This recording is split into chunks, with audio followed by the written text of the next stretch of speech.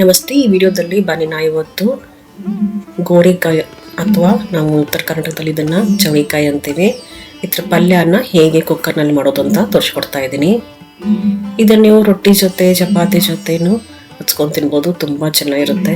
ಬನ್ನಿ ಹಾಗಾದ್ರೆ ನೋಡೋಣ ಇದನ್ನ ಹೇಗೆ ಮಾಡೋದು ಅಂತ.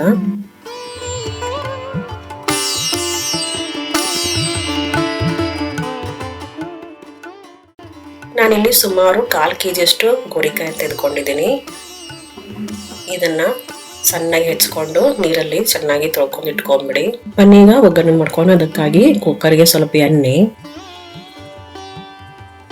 ಎಣ್ಣೆ ಕಾದ್ಮೇಲೆ ಸಾಸಿವೆ, ಜೀರಿಗೆ ಹಾಗೂ ಸ್ವಲ್ಪ ಇಂಗು, ಕರಿಬೇವು ಸೊಪ್ಪು ಹಾಗೂ ಸಣ್ಣಗೆ ಹೆಚ್ಚಿರೋ ಈರುಳ್ಳಿಯನ್ನು ಹಾಕೊಂಡು ಈರುಳ್ಳಿ ಟ್ರಾನ್ಸ್ಪರೆಂಟ್ ಆಗೋವರೆಗೆ ಇದನ್ನ ಬಾಡಿಸ್ಕೊಳ್ಳಿ. ಇದ್ರ ಜೊತೆಗೆ ಗೋರಿಕಾಯನ್ನು ಹಾಕೊಂಡ್ಬಿಡಿ. ಬನ್ನಿ ಇದಕ್ಕೊಂದು ಮಸಾಲೆ ರೆಡಿ ಮಾಡ್ಕೊಂಡು ಅದಕ್ಕಾಗಿ ಸ್ವಲ್ಪ ಬೆಳ್ಳುಳ್ಳಿ ಮತ್ತು ಖಾರಕ್ಕೆ ತಕ್ಕಂತ ಹಸಿ ಮೆಣಸಿನ್ಕಾಯಿ, ಸ್ವಲ್ಪ ಕೊತ್ತಂಬರಿ ಸೊಪ್ಪು ಹಾಗೂ ಸ್ವಲ್ಪ ಜೀರಿಗೆಯನ್ನು ಹಾಕೊಂಡು ಇದನ್ನ ತರಿತರಿಯಾಗಿ ಪೇಸ್ಟ್ ಮಾಡ್ಕೊಳ್ಳಿ. ಆ ಪೇಸ್ಟನ್ನು ಈ ಪಲ್ಯಕ್ಕೆ ಹಾಕೊಂಡ್ಬಿಡಿ. ಇವಾಗಲೇ ಇದ್ರ ಸ್ವಲ್ಪ ಬಣ್ಣ ಗಂಧಾಗುತ್ತೆ ಅಲ್ಲಿವರೆಗೆ ಅದನ್ನ ಬಾಡಿಸ್ಕೊಂಡು ಇದ್ರಿಗೆ ಸ್ವಲ್ಪ ಅರಿಶಿನ ಪುಡಿ, ಸ್ವಲ್ಪ ಕೊತ್ತಂಬರಿ ಬೀಜದ ಪುಡಿ ಅಂದ್ರೆ ಧನಿಯಾ ಪುಡಿ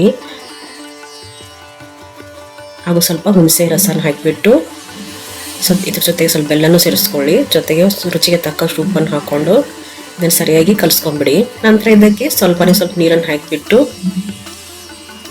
ಕುಕ್ಕರ್ ಲಿಡ್ ಮುಚ್ಚಿಬಿಟ್ಟು 1-2 ವಿಷಲನ್ನು ಕುಗ್ಸ್ಕೊಂಡ್ಬಿಡಿ.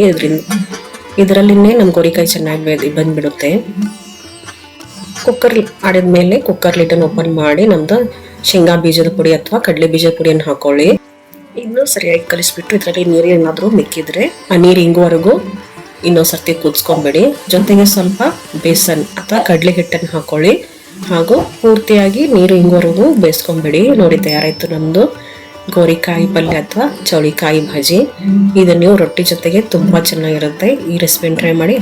ನನ್ನ ಚಾನಲನ್ನು ಸಬ್ಸ್ಕ್ರೈಬ್ ಮಾಡೋದು ಮರಿಬೇಡಿ. ಧನ್ಯವಾದಗಳು.